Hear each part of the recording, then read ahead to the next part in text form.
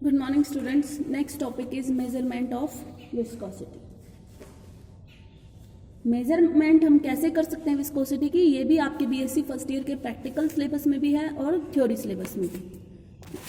तो प्रैक्टिकल कैसे करना है देखिए, the absolute value of viscosity can be find out by the Poiseuille equation. थोड़ी देर पहले लास्ट लेक्चर में आपको बताई थी Poiseuille equation, and eta is equal to pi P R raise to power 4 T over 8 V L, where pi is constant, p is pressure, r radius of the capillary, t is time of flow, l is length of capillary and v is volume of the liquid you have taken.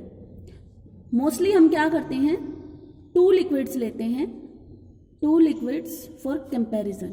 यहाँ पे हम to liquids लेते हैं for comparison to calculate relative viscosity.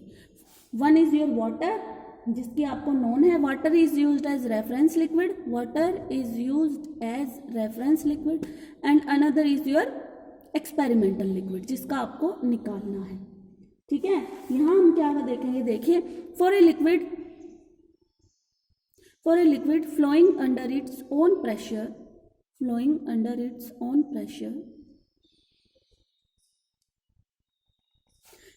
Is equal to HdG। Pressure is equal to HdG। H क्या है, height of the liquid column, जहां तक आपका लिक्विड राइज करेगा, height of column in a capillary. D क्या है, density of liquid, and G all you know, acceleration due to gravity.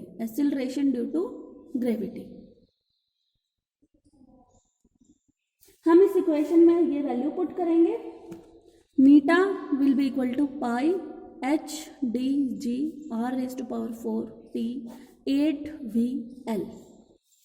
Now for equal volume, अगर आप इक्वल वॉल्यूम ले रहे हो दो लिक्विड्स का, flowing through the same height and through the same capillary, तो ये जो चीजें हैं volume L, height G, R, ये क्या हो जाएंगी, इक्वल।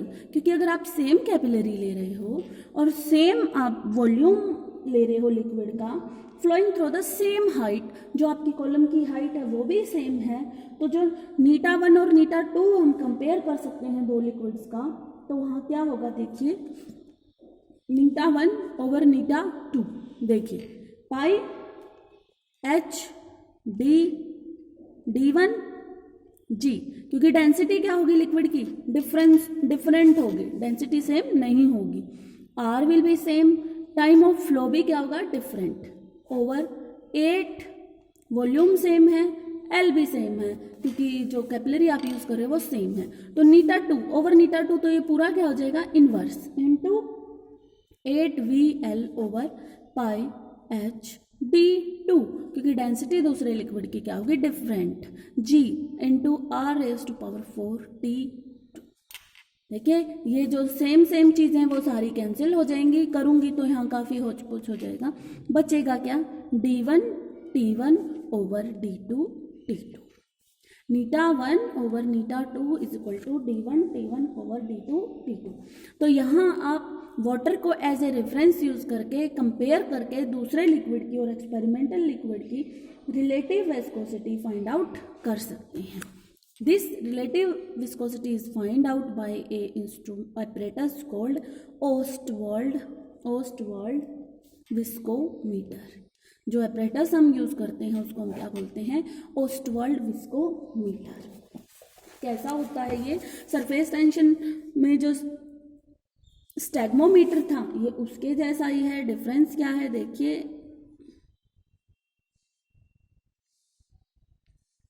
स्टैग्मोमीटर आपका बस इतना ही था, अंदर कैपिलरी जुड़ी हुई है, ये था स्टैग्मोमीटर। इसी में आगे आपका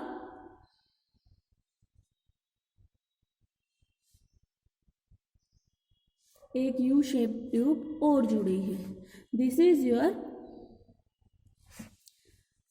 ओस्टवाल्ड विस्कोमीटर। ठीक है, ये है आपका ओस्टवाल्ड विस्कोमीटर। प्रोसीजर क्या होगा ये देखिए, इसमें क्या है, एक बल्ब B है, ये देखिए इसके नीचे, इसके ऊपर एक मार्क लगा हुआ है और इसके नीचे क्या अटैच है, कैपिलरी है। The lower end is capillary is attached to a bulb C and a wider tube this one D E, यानी इससे ये आपकी कैपिलरी जुड़ी हुई है। तो this complete apparatus is a U shaped tube. U shape का है ये पूरा apparatus आपका। प्रोसीजर क्या करेंगे, सबसे पहले इसको वॉश करेंगे, ठीक है, देन इसको हम टांग देंगे किसी स्टैंड में, यानी we will clamp it vertically, ठीक। अब इसमें डेफिनेट वॉल्यूम ऑफ वाटर डालेंगे इनटू द बल्ब सी, इस बल्ब में, यहाँ से हम इसमें पानी डालेंगे और यहाँ से हम इसमें से पानी सक करेंगे, ठीक है। यहाँ हम इसमें पानी सक करेंगे, पानी इतना डालेंगे कि इस बल्ब बी को भी ये भर दे। यहाँ से पानी डालेंगे इतना कि बल्ब बी भी आपका भर जाए, ठीक। अब इस लेवल तक हम पानी को सक करेंगे। यहाँ पे हमने वही जैसे स्टेगमोमीटर में एक रबड़ कोक लगा दी है, यहाँ से हम इसको सक करेंगे इस लेवल तक, ठीक है। फिर ये पानी वापस हम फ्लो करने के लिए अलाउड करेंगे। इस मार्क से इस मार्क तक जो टाइम लगेगा that time will be noted. हम वो टाइम नोट करेंगे, this time is time of flow. जो हमने इस इक्वेशन में टी यूज किया है, ये वो टाइम हो जाएगा कि एम से एम डैश तक लिक्विड को फ्लो होने में जो टाइम लगा है that is your time of flow. और डेंसिटी आपको नोन है ही दोनों लिक्विड्स की, तो इस तरह से आप रिलेटिव विस्कोसिटी निकाल सकते हैं, ठीक है। पहले वाटर के साथ करेंगे और फिर हम एक्सपेरिमेंटल लिक्विड के साथ करेंगे। तो this is how you can calculate और you can measure viscosity by using Ostwald viscometer. Next topic is your viscosity and chemical constitution.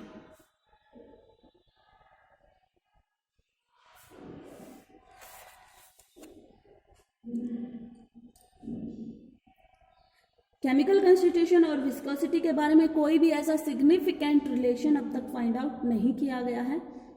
फिर भी देयर आर सम जनरलाइजेशन कि जो एन आइसोमर्स हैं they have greater viscosity than the branched chain isomer, कि जिनमें branching हुई है उनकी विस्कोसिटी क्या होगी, less as compare to the n isomers.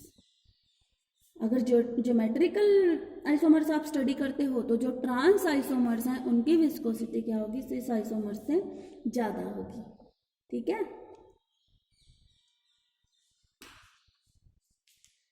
ये हैं आपके some viscosity and chemical constitution.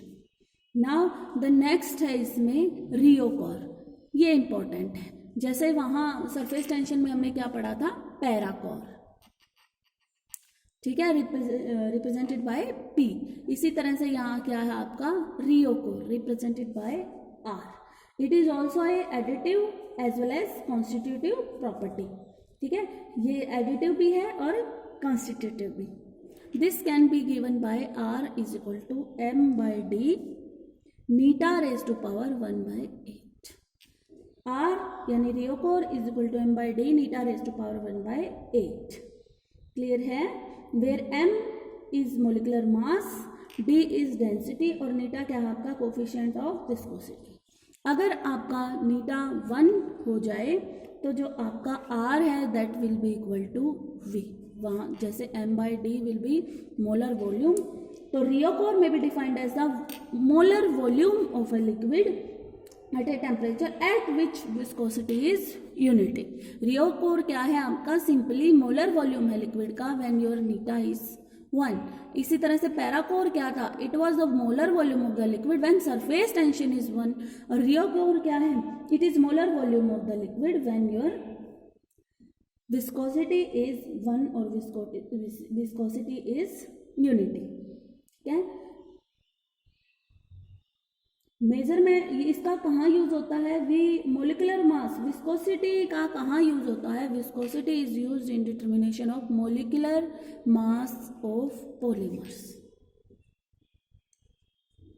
Polymers का मोलिकुलर वेट निकालने में हम विस्कोसिटी का यूज करते हैं। कैसे कि if the viscosity of a solution, अगर नीटा किसी सॉल्यूशन की विस्कोसिटी है at concentration C and the pure solvent की विस्कोसिटी क्या है, eta naught. Eta naught is pure solvent viscosity. Then the specific viscosity will be given by, then the specific viscosity will be given by neta minus neta naught over neta naught. This is the relation to find out molecular mass of polymers at concentration C. कि नीटा क्या है, किसी भी solution की viscosity eight concentration C. नीटा note क्या है, pure solvent की viscosity. तो जो स्पेसिफिक विस्कोसिटी है वो हम निकाल सकते हैं बाय दिस रिलेशन. कैसे, बाय प्लॉटिंग ए ग्राफ. हम ग्राफ प्लॉट करेंगे between eta specific over concentration, specific velocity over C क्या, और सी के बीच में, कंसेंट्रेशन के बीच में. तो ये स्ट्रेट लाइन ग्राफ आएगा आपका and this intercept will be your eta. यानी अगर हम स्पेसिफिक वेलोसिटी और कंसंट्रेशन वर्सेस सी के बीच में ग्राफ प्लॉट करते हैं तो this is going to be this type of graph where this intercept is the viscosity of your, और is also called intrinsic viscosity. ठीक है, and this intrinsic viscosity is equal to K into molecular weight average of the molecular weight. ठीक है, this eta और intrinsic viscosity is equal to K into m raise to power A. m क्या है आपका, m average, ऊपर देखिए बार लगाया मैंने, m average molecular mass. This is called Staudinger equation. Staudinger, don't get confused by Schrodinger, this is Staudinger equation where K and A are the constant depending on the type of polymer. ये जिस polymer का आपको wait निकालना है उसके हिसाब से ये कांस्टेंट है. तो इस तरह से आप मोलिकुलर वेट निकाल सकते हो बाय विस्कोसिटी मेथड. क्लियर है. देखिए इंट्रिंसिक विस्कोसिटी आपको कहाँ मिली है, जब आपने ये ग्राफ प्लॉट किया है NSP over C versus C. जब इसको आपको 0 तक आप एक्स्ट्रापोलेट कर देंगे तो जो ये इंटरसेप्ट बचता है that is your intrinsic viscosity. तो इस तरह से viscosity will help in measuring molecular weight of polymers. So this is all about viscosity. In next lecture we will discuss about refractive index.